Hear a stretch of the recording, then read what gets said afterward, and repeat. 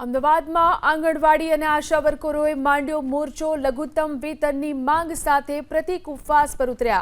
Ahmedabad collector કચેરીની બહાર પ્રતિક ઉપવાસ શરૂ કર્યા।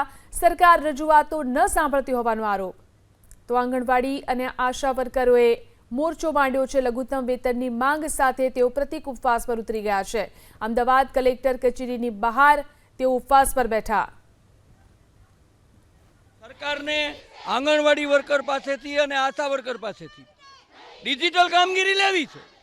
50,000 नो पगार धरावनार पासेथी जे कामगीरी लेवानी होय तेवी कामगीरी आंगणवाड़ी ने आशा वर्कर पासेथी सरकार ने लेवी छे।